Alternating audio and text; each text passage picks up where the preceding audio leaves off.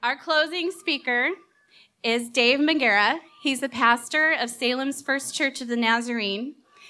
Pastor McGarrah has been ministering in churches all over the western United States since 1976, and he's been in his current position in Salem for 10 years. And anybody who lives in Salem knows this church well. It has a wonderful testimony, and he has led it well. He's been married for 37 years, and he has a special interest in leading by example, by reaching out beyond the church doors and making a difference in the surrounding community. Welcome, Pastor McGarrah.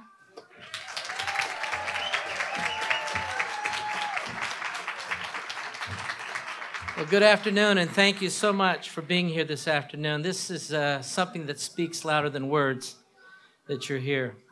What we've been talking about today is the issue of conscience. Every nation has a conscience.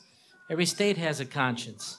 And much of what we have in place is a result of what that conscience would allow a nation or a state to decide. For example, the anti-slavery movement that we heard Alexis talk about moments ago in England and the United States, fueled by the conscience. If you study the abolition history, you'll find that it was the conscience of England, led by William Wilberforce, that pushed that thing through. It was the conscience of the United States that people finally realized we have ignored common sense long enough, and so they made the decision to free the slaves. It was a war and issue of conscience that turned things over a long time ago. Same with the civil rights movement. It ended in the same way. It was a movement of conscience. The civil rights leaders, both black and white, appealed to the American conscience and said, this just ought not to be. Consequently, laws and regulations were changed because of conscience. Child pornography laws. It's a conscience issue. We think it's wrong for there to be child pornography. Well, why do we think it's wrong? I don't know. We just think it's wrong. It's like running with a pair of scissors. Do we have to make a law against it? It's just flat wrong. We shouldn't do it. It's the issue of conscience. And our current laws governing abortion are conscience laws. Abortion is legal in every one of our states. It's handled differently with each state depending on what the people of that state are willing to tolerate. In our country, our conscience has kind of said, okay, well, if a woman wants to terminate a pregnancy, I guess that's up to her and her doctor, or up to her and God. However she views things.